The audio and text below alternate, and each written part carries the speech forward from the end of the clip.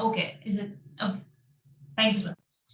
So good afternoon, everyone. I welcome you to the 7th book talk, Making India Great Again, Learning from Our History.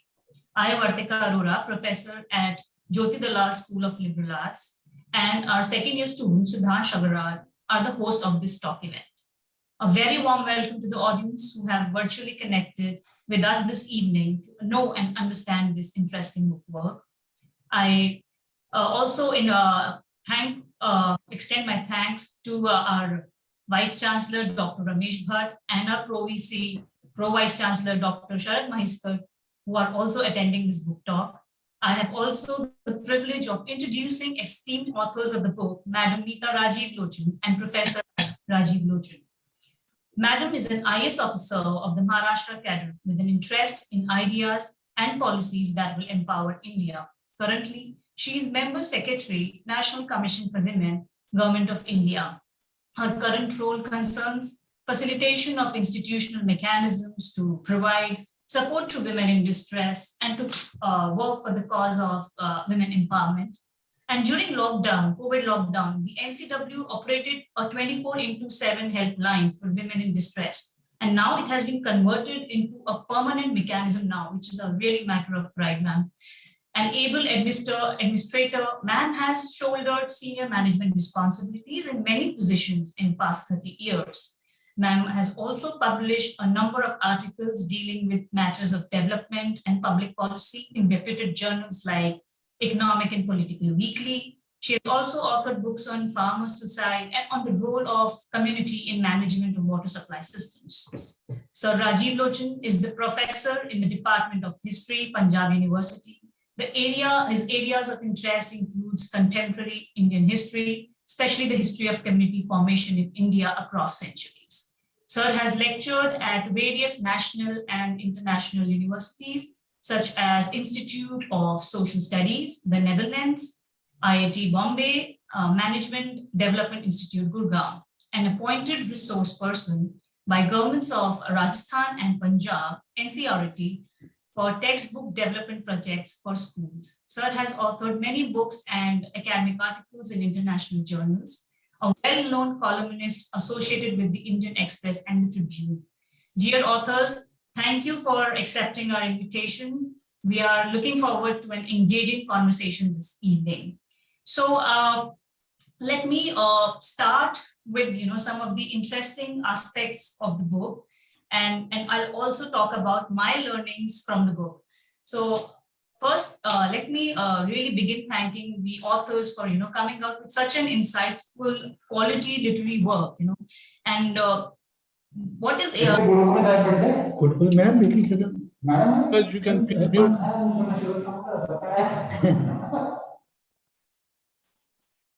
Yeah. So what is so fascinating about this book is that it is an amalgamation of two different perspectives. I think we are having okay. So what is some fascinating about this book aspect about this book is the amalgamation of two different. Ma'am, you're muted. Meena, you got muted. Yeah. Vartika, you got muted. Yes, sir. I unmute myself. Thank you. So again, I'll say, what is the fascinating aspect of this book is, that it is an amalgamation of two different perspectives, an academician and a practitioner. This book is actually, reflection of deep understanding of historical matters and also vast administrative experience. So it presents to us a very distinctive way of looking at history. So I like to quote one sentence from this book. India has been rich in natural resources, artisanal skills, and entrepreneurship.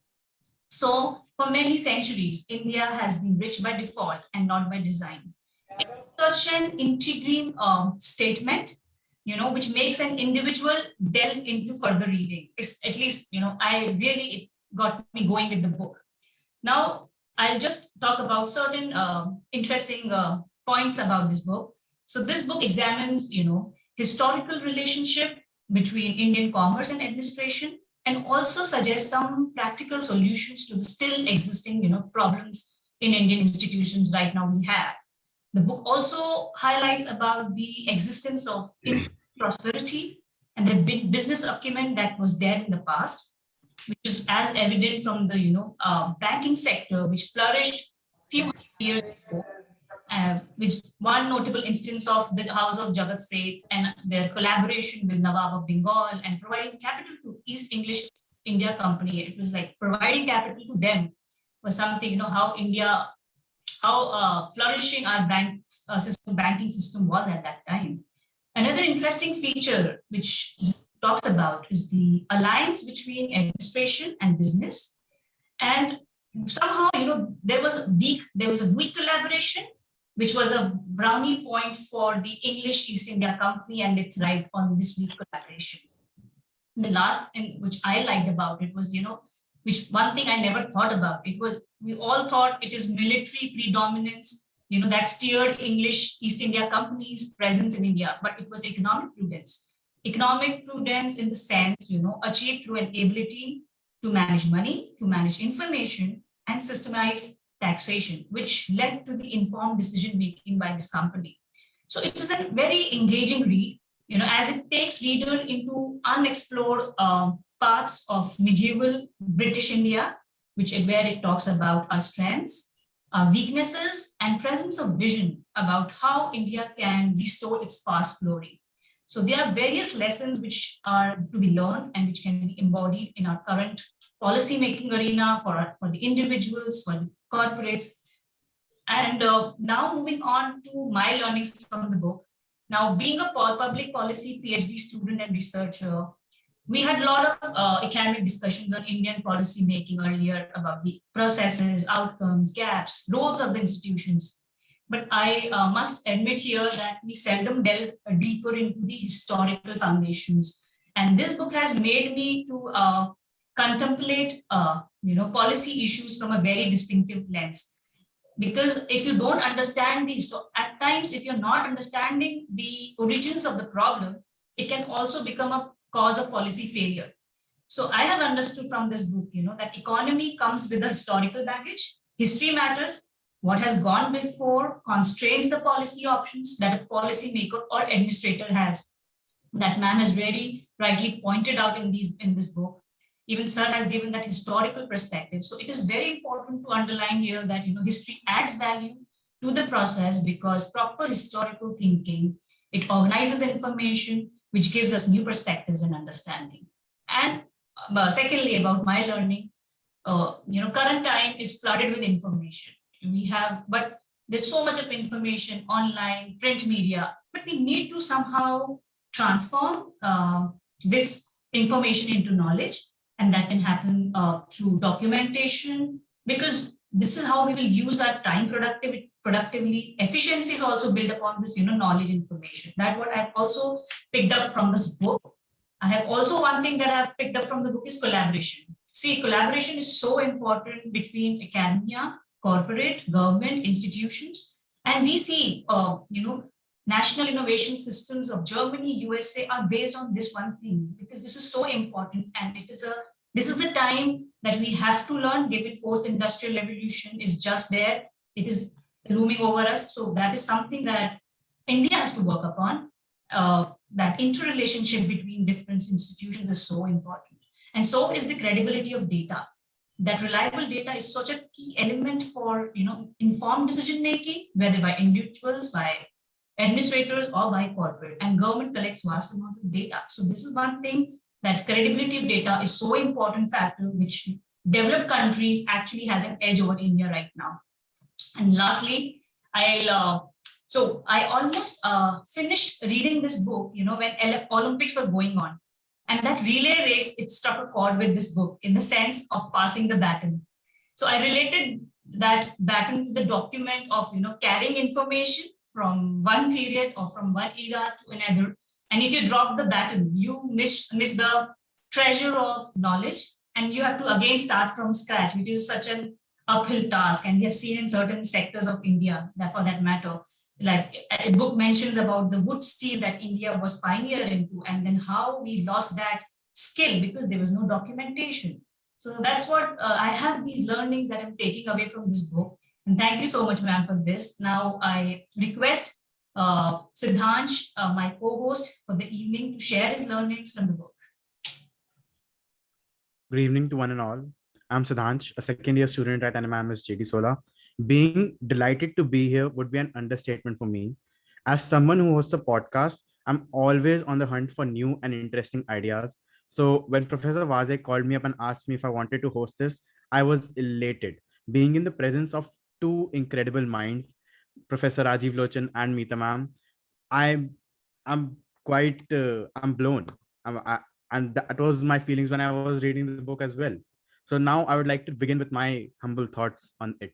So history doesn't repeat itself, but it often rhymes.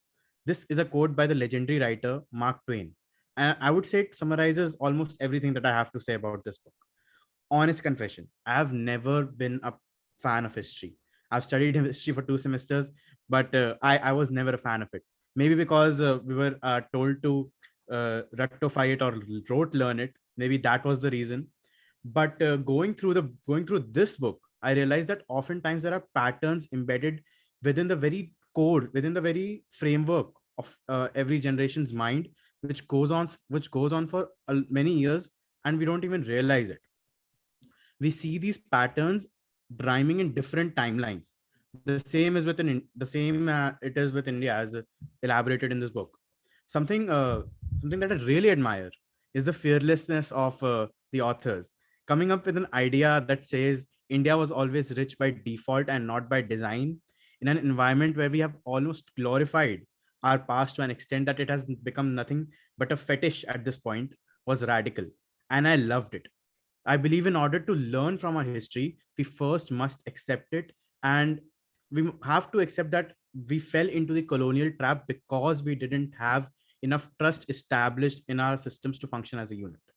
Going down memory lane, we were always told stories of how we overcame. I've studied history since the sixth standard, be it the British, Mughals, or the social evils. We were always taught how we overcame it. We were always taught about the Gandhis and the Bhagat Singhs. All our history chapters ended with nothing but redemption and how we won, leaving no room for questioning our ways. This book does exactly that. The fact that I was slapped with the de facto reality of our systems and processes that we as a nation followed for centuries made me question the so-called glorious path we had currently. This book, reading through this, also made me realize that we are nothing but 75 years old, 75 years young.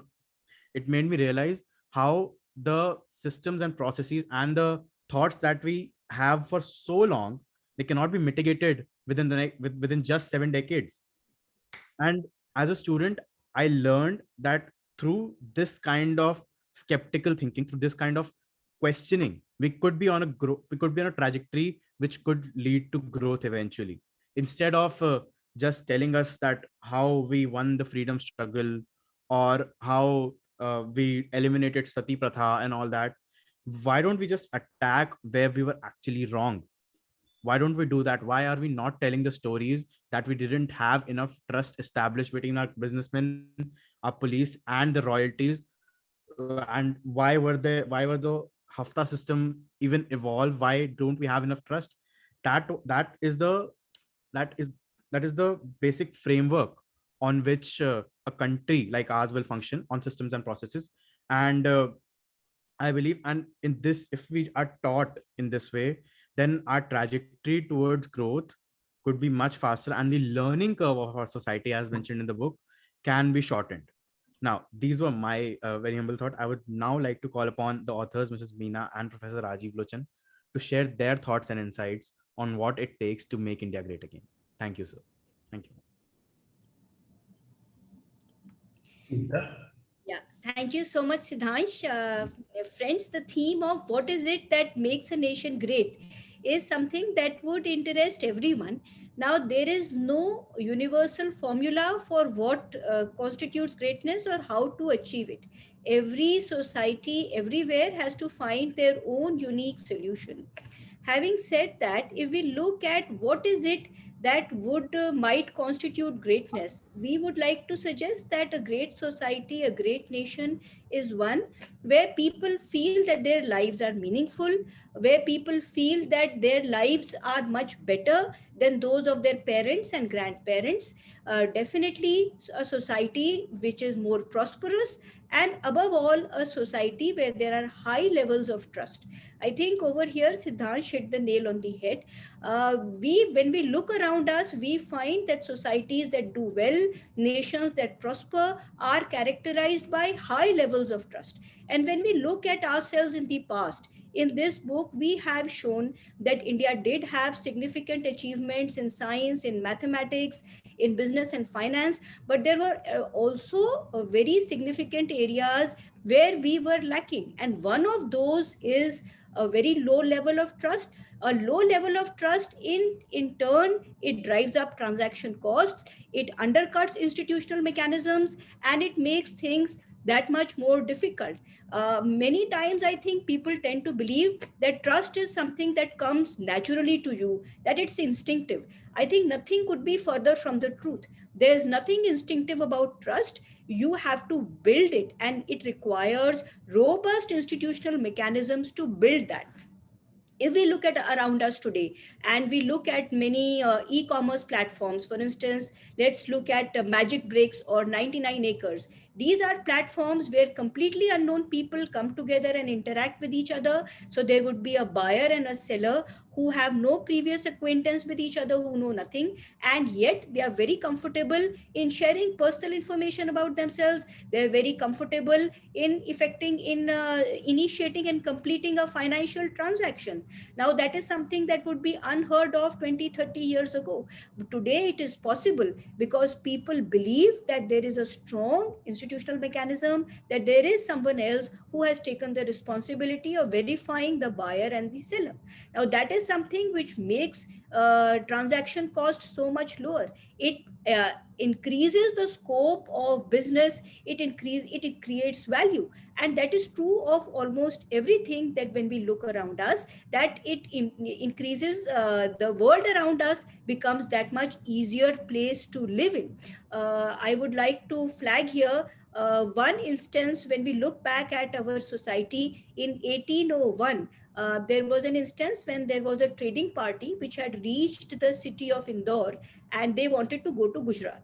They had goods about worth 6-7 lakhs, and they were looking for someone who would insure the goods and carry it across the river.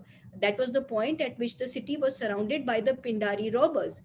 They did find a firm, and that firm charged 4% of the cargo in order to insure it and to carry it across. Now 4% is a humongous amount, and yet those are the kind of costs which Indian businessmen in the past have paid happily. When we compare that behavior with the behavior of the East India Company, we find that even in the 1820s and the 1830s, the company was able to transact business at a much, much lower insurance costs or much lower logistics cost. If we look around us today, we find that financial services of that variety cost much less than 1%. So these are the kind of things that require society-wide insurance mechanisms, society-wide institutional mechanisms. Today, the COVID pandemic has wrought so much damage all around us. Health insurance becomes a very important coping mechanism, but that is only possible when there is a larger mechanism by which people buy into that. So I think high levels of trust, not just in business, but in everyday life, are one very important feature where we find that India has a lot of work to do. And the other feature which we would like to flag is the point about improving efficiency, about improving productivity. When we look back, we have discussed this at length in the book, that this is something that we barely find much evidence of. India did production. In fact, we have been a manufacturing nation. We much more so than a trading nation, but we always produced at very low volumes. In contrast, the East India Company was able to improve efficiencies, and this is something that we find constantly in all their huge volume of correspondence. We must remember that there were maybe about 30-35 people in Leadenhall Street in London, and they were running an entire country hundreds of kilometers away.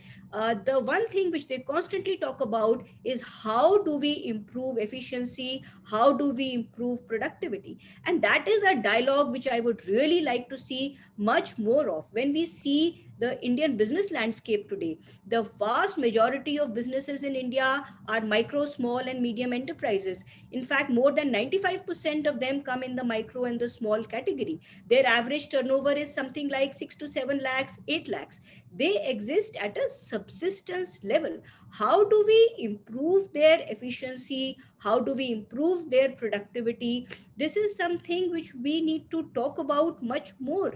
There is a lot of talk about Industry 4.0, but we need to see much more of it in action. In fact, when we look at India, we see an anomaly in the sense that IT and IT enabled services form a very important part of the Indian landscape, business landscape. But the majority of those services are targeted at the international market. They are not servicing the domestic market. So why is this that with one of the largest pools of scientific and technical manpower in the world, why is it that we are not able to improve efficiency in whatever we do? Fred, in the end, efficiency is a state of mind. It needs to be cultivated continuously. Markets do not remain static anywhere. Businesses must innovate. And that is why perhaps when we look at family run businesses, we find that they don't survive beyond 2 generations. So friends, these are some of the things that I think in order to be great going forward, we need to focus on. And another thing that I would like to flag here is that when we talk about making nations great, we also need to reduce the time, eliminate the time that we spend on discussing meaningless issues and red herrings. When I look around us at the public discourse around us, I find that we spend so much time on discussing issues about, can Hindus and Muslims coexist with each other? Are we a nation? How do communities coexist? India is unity in diversity. We need to maintain our culture. Friends, these are complete red herrings. On subjects like these, we can go on discussing these issues till kingdom come. It will not result in anything. All societies are unity in diversity. Human beings are not homogeneous in nature. Human societies are not homogeneous anywhere. These are issues that divert our energy, that take up a lot of our time, and they simply divert our energy from the real issues that we should be focusing on. So I think that going forward, these are the kind of themes which we need to discuss more and more. And I'm happy to say that in the last 1 year, it's been about 1 year that this book has been released. It's done rather well. We have received a lot of feedback from many people, and hopefully the publisher is now going to release, the COVID and the economy permitting, second edition, paperback edition at a much lower cost. So we look forward to being able to engage larger and larger numbers of people in these ideas, because in the end, in order to achieve a great nation, you need larger and larger numbers of people who engage with each other in constructive dialogue on issues that matter, that would enable us to build trust, to build a learning ecosystem, to improve efficiencies and make our nation a great nation. Rajiv ji, would you like to please forward? Thank you so much. It's very kind of all of you to be here. I'm particularly grateful to Professor Vartika Arora for a very kind and nice introduction, Siddhansh for a very positive sounding input on this whole theme. And Siddhansh, I understood that you are in Jabalpur now, and your other base is at Allahabad. These are the two ends of Bundelkhand. I come from, my Nanihal also is in Jabalpur, and just a little while back, I had taken Geeta on a long trip to Bundelkhand, ki wo jagah dekh lo where I grew up.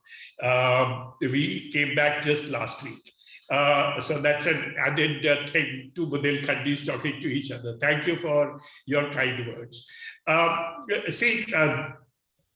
This book came about as a consequence of a large number of contradictions that I was experiencing as a teacher. As a teacher who teaches history and teaches history to a wide variety of students. Many of my students are students who are doing engineering. Many of my students are students who have come from sociology, political science, English. These people used to ask very simple-minded questions about India. One of the simple-minded questions was, India is a Sone ki Chidiya. So what does Sone ki Chidiya mean?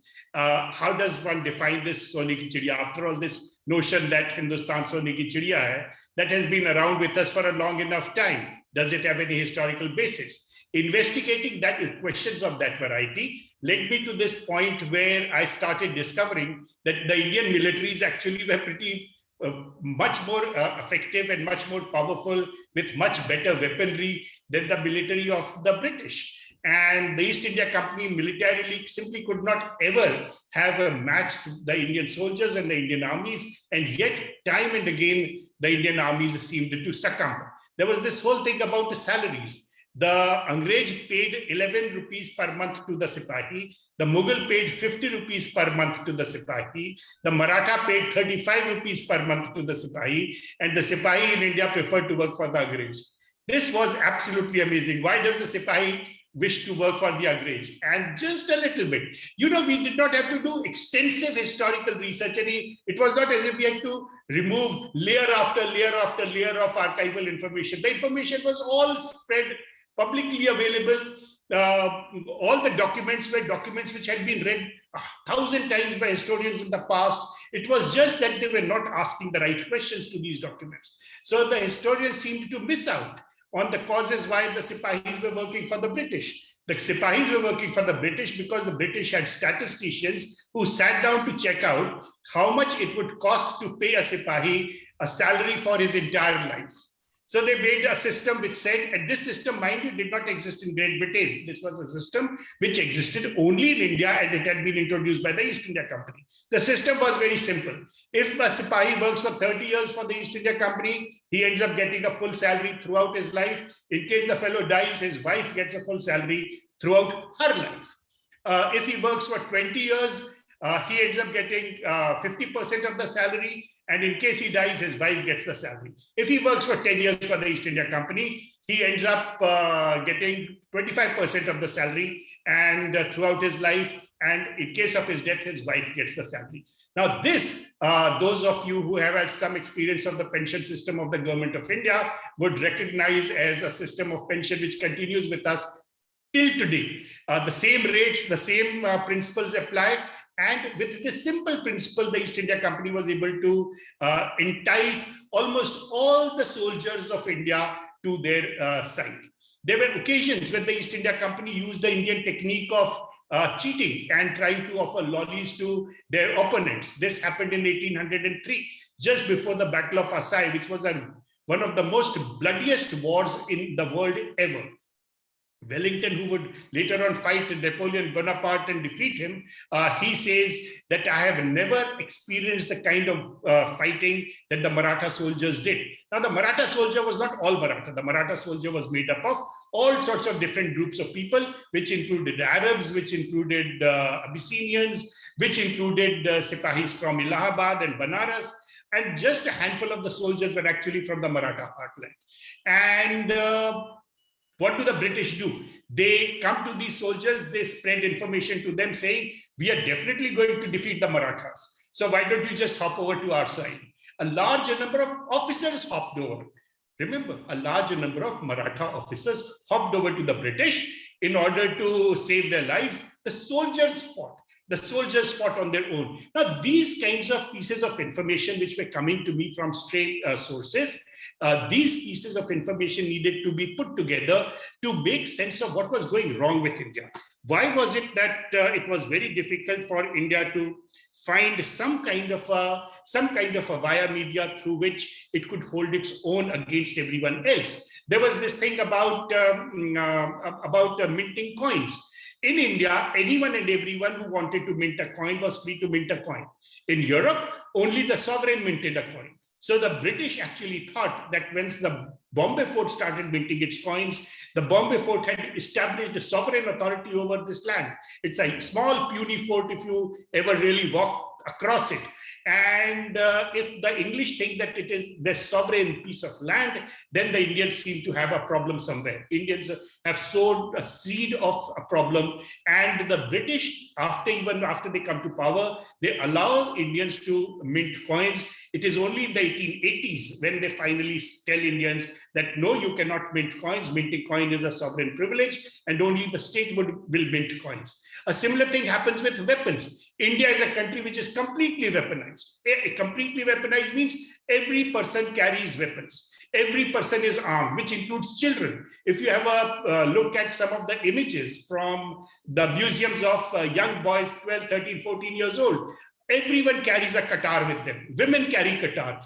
And scholars who have studied such behavior, they say, anyone who's carrying a weapon, it is very difficult to oppress such a person. You can ask this person, you can make a request to this person, you can direct this person to do something for you, but oppression is something which is impossible to do for this person because he can hit back at you very hard. Now, this is a very different thing from what we experience in Europe, where carrying the weapon was the privilege only of the person authorized by the state. That license, Raj, you cannot carry a weapon, you cannot have a pistol without taking a license from the government. That is a completely European concept, and it had been in practice in Europe for the last 1,000 years or more. Now, how is it that those cultures and those societies are able to figure these things out, and it becomes so difficult for Indians to understand the logic, where these things, these kind of slippages might carry them forward? And it was in finding answers to these questions that we started investigating those specific points about weapon making, about mathematics, about steel production, about the banking system, which we put together. And always, whichever side we looked at things from, whichever side we looked at anything from, it always came down to a simple point of trust. Trust was absent in India. Everything was done on a dehadi basis. Everything was done on a day-to-day basis. Contracts of worth, like we calculated in the case of some of the contracts which were being done with ships which carried goods to Arabia, these ships were carrying goods worth, in contemporary terms, almost 3,000 crore rupees. And the contract was an oral contract. Now, this oral contract is an oral contract which simply can't last very long. It depends on a very different kind of trust. It has to be a spot contract. It has to be done on a cash-to-cash basis. And we know about these details, not because Indians maintained records, because the Jews who were carrying these goods, the Arabs who were carrying these goods, they maintained records. And today we have access to those records because they've been published, they've been translated and such like. The simple thing was this, this country which had such a marvelous facility, brave people, very rich people, easy productivity, easy availability of food, living here was very easy. These people simply made no effort at systematizing their lives. Not making any effort at systematizing their lives seemed to have a problem, seemed to create problem once they got in touch with another society, which was much weaker, which was not as brave, which did not have as many resources, but which had systems. Something which people learn when you do business management, when you do bureaucracy, something that you learn is rules end up empowering everyone. The East India Company was creating rules for itself way back in 1600 when it had just been formed. And that rule making simply continues. For everything they want a rule. For everything they create rules, and they create systems by which to judge the rules, whether the rules are accurate, whether the systems that have been put in place are perfect, whether they can be used, what kind of modifications that we need. In India, we figured out there was one very interesting experience that we have had in India. It was called the IRDP. Those few who have been in the IAS, I think at least the 2 IAS officers at the moment in this particular audience, IRDP was one of the big things that used to be implemented by the government. It was implemented for almost 20 years. After 20 years, when the 9th five-year plan did a review of the whole thing, it was discovered that the loans given out in IRDP to the Garib people, to the people below poverty line, to ensure that they come above poverty line, they come out of poverty. Almost, the figure was 3,000 crores, I think. Almost 3,000 crore rupees was spent in this program, and only 23 lakh families even made an effort to come out of poverty. They did not become rich and powerful businessmen. They barely came out of from that whatever Galich existence they had to a small time reasonable existence. Now, it was at this point that the government finally decided to shut down the IRDP. 20 years is waste of almost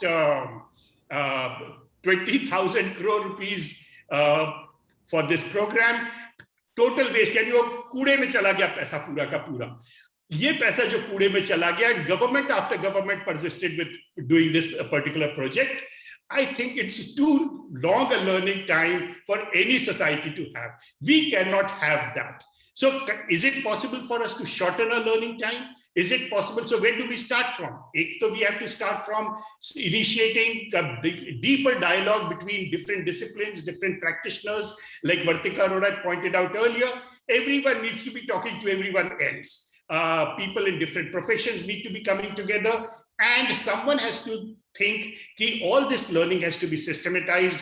Otherwise, we are stuck in a hole. It's not possible for us to get out of this hole very easily. That's what I would like to say for the moment. Thank you. Thank you, dear authors, for your such an insightful thoughts about the book and generally about the economy, how we have to work together, how our system has to work in harmony. So, and how we systemize information. So the trust, and more than trust. And one more thing, which is, I think, is lacking in Indian system institutions, is the transparency. That which is such an important thing at the international level when we go, when we see those discussions happening. That transparency in Indian data or Indian policies is something everyone is looking for. So trust and transparency, along with the governance, definitely will make our institutions strong, and will also make our economy progress towards the growth, and will also shorten our learning curves. Thank you so much. And now it's time for question and answer session. So I request audience to put their questions in the chat box. There are a few questions in line which we would like to take up right now and have a discussion over it. So it is first question is by our Vice Chancellor, Dr. Shahid Maiskar. He's asking that in this global race of making nations great again, nations have moved away from globalization. All the efforts of the last 20 years of moving towards global markets, viewing the world as a global village, has been reduced to looking inwards. Look at US, the words make America great again, evoking feelings and emotions. So what's your reaction on this? Thank you, sir, for the question. It's an interesting question. Dr. Maiskar, I would like to say that the idea that the world is moving away from globalization is a misconceived idea. It's not possible to reverse what has already happened. And in fact, the layers of connectedness will only increase. This is something which the COVID pandemic has shown us, isn't it? So as country after country tried to set up barriers to foreigners entering, they found that they simply couldn't do it. So I think that the idea that countries can turn inward, I don't think it is possible anymore. Perhaps they might try to concentrate on their domestic markets, but the fact is that we have reached a stage where countries will continue to be connected with each other. What use they make of the opportunities that are available in the global marketplace will entirely depend on how countries fashion their economy.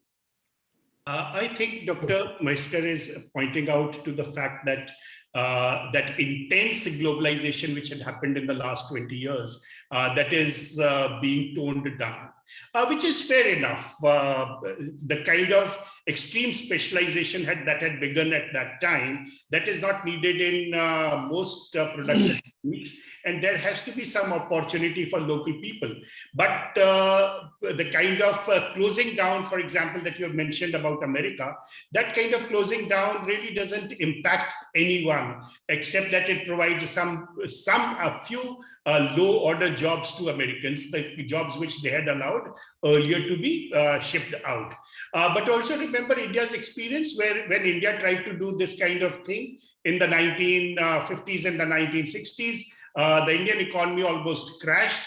The Indian savings rate almost collapsed.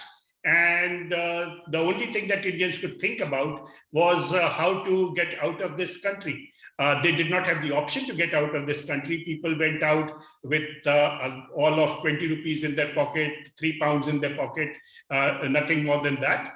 So the rest of it was taken in hawala, black money, etc.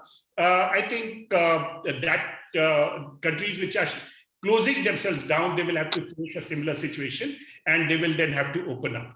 As for the rest of the world is concerned, Meeta gave the example of COVID. The example in COVID would also be the production of vaccines. No single country ever produces the vaccine. When the Americans said that we will stop shipping the COVID vaccine to India, the raw material to India, after some time you would have noticed that the Americans started shipping. And the reason why the Americans started shipping, Joe Biden got this good heart, kind-heartedness to start shipping the raw material to India, was because there was one Indian company, one single Indian company, which produced about 2.5 tons of lipid, and this lipid was being supplied to the Americans in order to make their vaccine. If this 2.5 ton lipid was not provided by the Indian company, because the government of India had banned it, the Americans could not move forward with vaccine production either. So the Americans promptly fell in line and became, and in Punjab we say bande ban gaye. So that is the kind of thing which happens with the present kind of globalization. It's almost impossible for anyone to remain isolated anymore. The best that we can do is we can start improving our work efficiencies, efficiency of working close to everything, which for example, it means when you're sitting in a classroom, you take your notes efficiently. You write notes in such a manner that you don't have to repeat them again and again. You don't have to repeatedly take notes. After all, there's a teacher lecturing you, and the presumption is that the teacher is providing high quality inputs, and it should not be needed for you to learn the same thing by going back to the library or on your own. So those are the kind of efficiencies that need to be put in. Efficiency in close to anything and everything that we do in this country, that has to be improved. That's what I would say. I think Dr. Bhatt has something. Yeah. Dr. Bhatt has. Yeah. Well, Meeta ji and Rajesh ji, thank you very much. I think this is a brilliant book, and I think a lot of clarity in terms of the thought process, that what is the kind of an situation we are in today. I think it gives a lot of insights into the whole process. And I echo the words of the Vartika and Siddhansh. I think they brilliantly summarized the key learnings from the book. I have just one question that I think in somewhere in the book, you have written that Indians are great negotiators. And now, if the Indians are great negotiators, and I think historically we also see a lot of their interventions and the negotiations which they have done,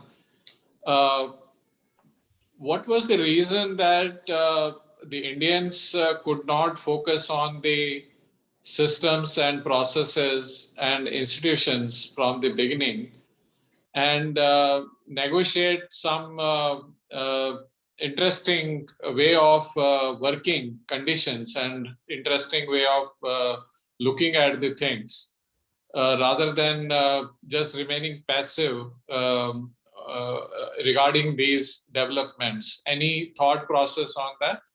see the two things over here. One is that Indians are very good at negotiating. Also means, among other things, that Indians are very good at getting into the minds of other people, getting into the minds of other people, trying to figure out what the other party wants. Also, Indians are very good at not standing on their ism. So if you are not very egotistic, if you are not self-centered, it becomes possible to be a very good negotiator. But there's also this thing about efficiency.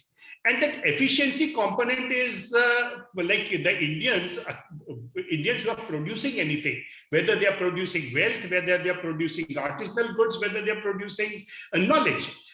Irrespective of what they are producing, the one thing that Indians have never bothered about, and I don't think they bother much about it even today, they don't bother about is efficiency. Think about I know Shailesh Pathak had introduced or suggested that there should be these fast tags used. Otherwise, there's this completely mindless job of a person who sits in that window giving a 5 rupee, 10 rupee receipt to a motorist or a trucker to go past that toll barrier. And it took almost 4 years for Indians to adopt it, to adapt to it, and to be comfortable to it. And a large number of Indians rebelled against it. Had the government even allowed a small bit of leeway, Indians would have said, we find it more heartwarming to be able to talk to the toll barrier man and to fight with him and to negotiate with him. I have experienced on the Dehradun road, when the fellow says, you give me 5 rupees and you don't have to pay a toll tax of 10 rupees, I won't cut a receipt for you. 5 rupees they can nikal jao. So he saves 5 rupees, I save 5 rupees, and the government loses everything. Now, this kind of thing, I think there's something very seriously wrong about it. Yeah. We don't look for creating efficiencies. Now, why don't we look for creating efficiencies? I can only make a guess. My rough guess at the moment is something which we have not really mentioned in the book, because as Siddhant said, वो book वैसे ही बड़ी revolutionary बनी जा रही थी और उसमें बेकार में समाज को और चीजें उल्टी सुल्टी बोलने में कोई मतलब नहीं था. That is कि India fortunately geographically has been extremely rich. Living off the land in India is extremely easy. Even today, it is extremely easy. So Indians have not had to struggle for their normal livelihood. What Indians call struggle is actually across the world, it is not even considered struggle. Across the world, struggle is used for something much more drastic. So Indians have never realized, Indians have never been under pressure to improve their efficiency. And it goes across the board, starting from the mistri who refuses to put a washer in a screw, to someone, the driver who refuses to rest after 8 hours, to the motorist who says, I won't use FASTag because it invades my privacy. It's an amazing thing. And all of it derives from the ease of life that we have over here. Mm-hmm. That's what rightly said, yeah. On this question of efficiency, I see that there's a question which has been raised which says that any increase in efficiency might lead to unemployment. So how do we go forward? So I would just like to say that this is a misconception. Actually, when we talk about automation of any kind, we tend to look at very specific segments in the economy. We rarely take a comprehensive view of work across the economy. When we do that, there was an interesting study on robotics, I think some 5-6 years ago, that was published in the EPW. It pointed out that whenever there is automation in any one sector, then it is automatically compensated for in many other sectors. In the end, when we talk about increasing efficiency, we also have to look at reducing the burden of manual work. It would be no one's case that, for instance, in agriculture, we should continue to allow agricultural laborers to do very heavy manual work simply in the name of providing employment and living at a subsistence level. Or increasing efficiency is also about providing people more leisure time, more quality time. And in fact, the question that is raised here is not new. This is something which is a concern which has been raised in India time and again. And one of the British authors pointed out that Indians were very reluctant to take to the printing press because they said that, this will put the profession of the katib, the fellow who writes by hand, it will put him out of a job. So this is a never-ending loop. I think that there is no other recourse to us right now going forward, but to improve skills. And if it involves automation, then so be it. Thank you. Thank you so much for this. There are many questions which we also got before this book talk. And I would like, one, two or questions I would like to combine and ask you given the time constraints. So one is from the chat box I'll pick up, and the other one I'll ask. So one is by how did East India Company deal with institutional voids in India? How did they deal with those voids and gaps? That is one question that we have seen in the chat box. And then there is one question again, which is very different from it, but I would combine it here, which is talking about that recent new education policy can be seen as a step towards liberation and focusing on quality education. What are the other sectors where you think there's an urgent need for an overhaul in the policy and institutional strengthening? So these are two very different questions, but I have just tried to combine so that, and later on, probably I'll ask Sidhansh to ask if students have some question and, they have their own set of questions, and Sidhansh can take over and ask those questions. Over to you. Should I answer? Yes, sir, please. Okay. As for this matter of institutional voids and efforts to fill them up, there's a large amount of literature. One of the most interesting books on this was written somewhere in the 1950s. This was Eric Stokes' book called English Utilitarians and the Raj, which was essentially about how the English went about dealing with the issue of land and land revenue. And a little while after that, Ranjit Guha wrote his book on the permanent settlement in Bengal. And in both the books, what we notice is that there's a great effort at figuring out where there is a void. So the first thing, of course, is to try to understand that there is a void. And once it has been discovered that there's a void, then try to find ways of filling it up. Think about the present day farm laws. We figured out that there was something missing in the farm laws, and so there was something missing in the marketing system for farmers. And the solution was visible to us, except that we were not able to implement the solution for almost 20 years. And when the solution was finally implemented, in whatever way it was implemented, it has resulted in the kind of drama that is going on the borders of Delhi. And one of the offshoots of it is that Punjab has been shut down. I don't know whether you people get this news or not. Punjab has been totally shut down for the last 4 days because the farmers are sitting on the roads over there once again over something else, and they say that unless aap hamari baat mano, we would not allow you to move anywhere. So roads are shut down, trains are shut down, only offices and local schools function. The thing is this: first, discover a void. Second, figure out how to fill it in a manner which does not excite people in the wrong way. And it was this effort at not exciting people in the wrong way which allowed the British to create something called customary law, which allowed the British to respect local practices. The only time when they really intervened in local practices was in 1829 when they implemented the law against sati. And the law for sati had been actually brought in because a large number of educated Indians had been demanding it. So that's as far as this void wala question is concerned.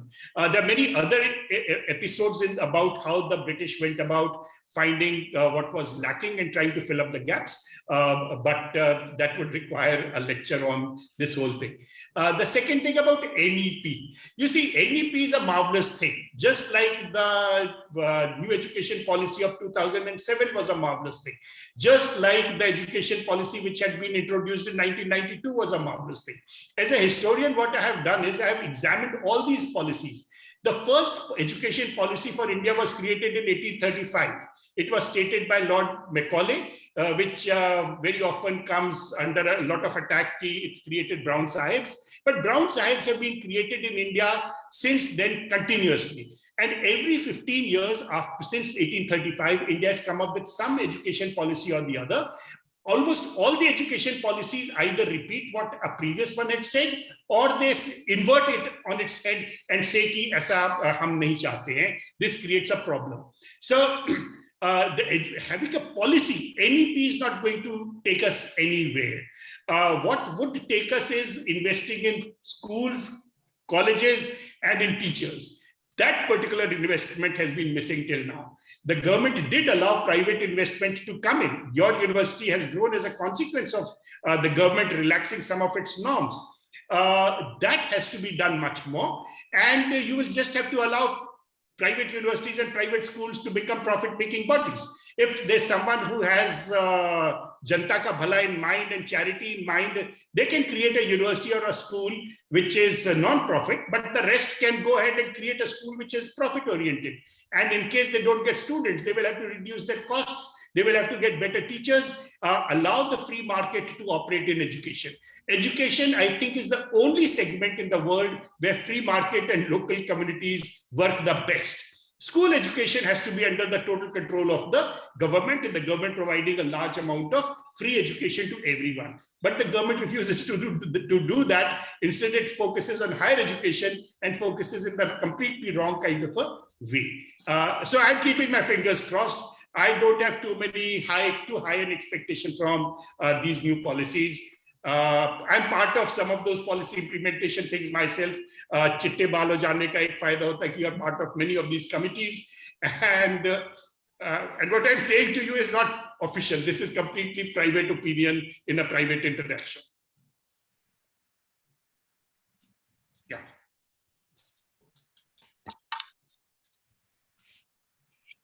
Yes.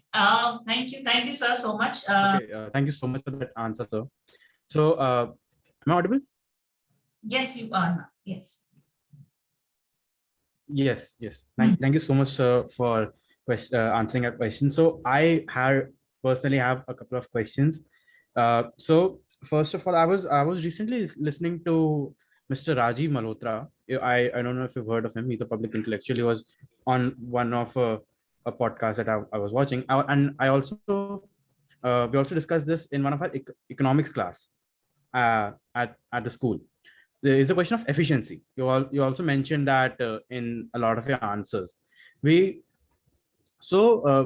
that we discussed that in a class that politicians almost always are optimizing for the next election. All their decisions are doing nothing but optimizing for the better for the next 5 years. And even Rajiv Malhotra mentioned this, that democracy might just not be the correct way for us going forward if we want to improve efficiency and make and be on a growth trajectory. But we all know that democracy is the let's just call it the noblest form of government. And if we look at China, it's obviously not democratic, it's communist, and we know what's happening there. It's a humanitarian crisis. So is there a middle ground to this? Is there a way where we keep the personal alive and yet built the whole political scenario in a better fashion? You see, in the 1950s, America lost the race to space.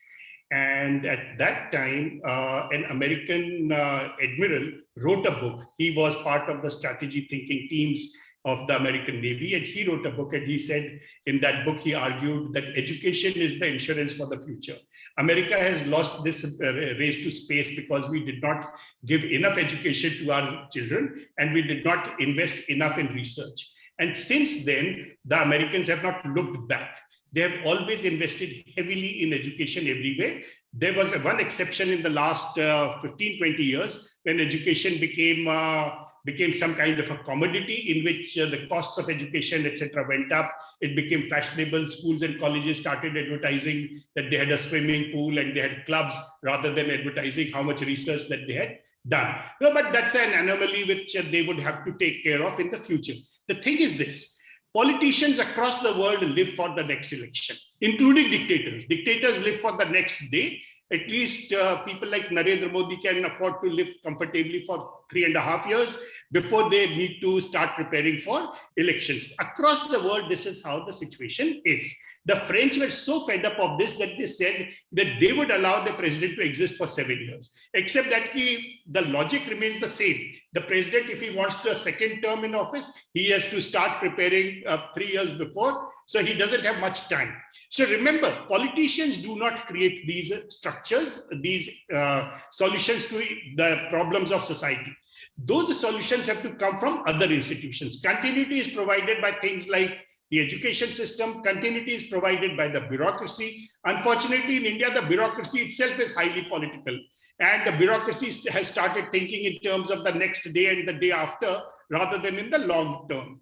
Also, the school system and the education, the college system, I come from that system where we are professionally designed to evaluate government actions and to provide reasonable feedback.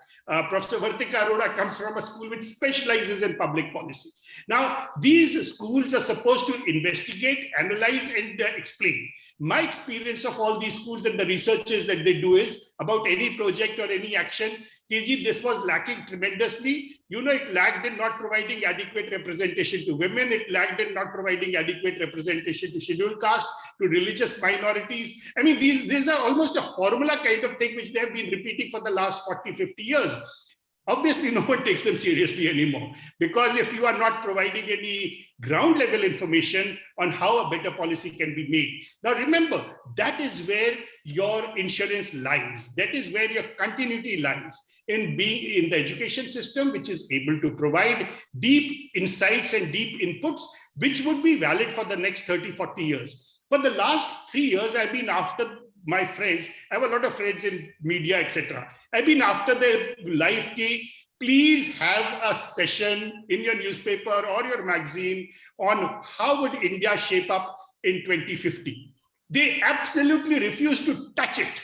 They absolutely refuse to touch it. They said, "Kaun likhega? Who will think about it? Who will write about it?" There's not a single academic that they could find. When finally, I think Open Magazine has picked up that challenge, and Open has brought out an issue which says something about the future during this Independence Day. They have picked up all non-academics because they couldn't find academics to write on this kind of an issue.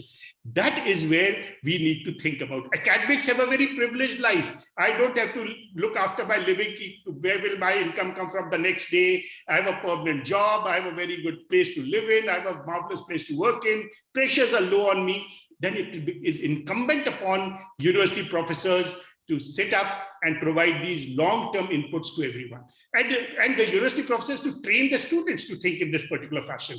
So that particular training till now we have been missing out on. That question on NEP that had come up earlier, one of the big things that NEP has done is, it has said that all students should be given practical training right from the beginning. There is nothing called internship at a later stage. There's no internship in third semester. Do it throughout the year.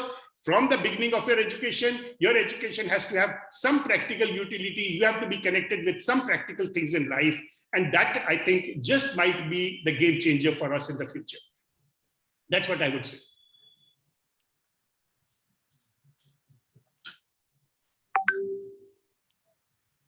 Yes. Thank you, authors, for such an engaging session and such invaluable insights we had from this session today. I would like to just conclude it by saying that history matters. That is my take on it. And for any informed policy decisions, history is very important role to play. And now I would like Siddhansh to deliver a vote of thanks.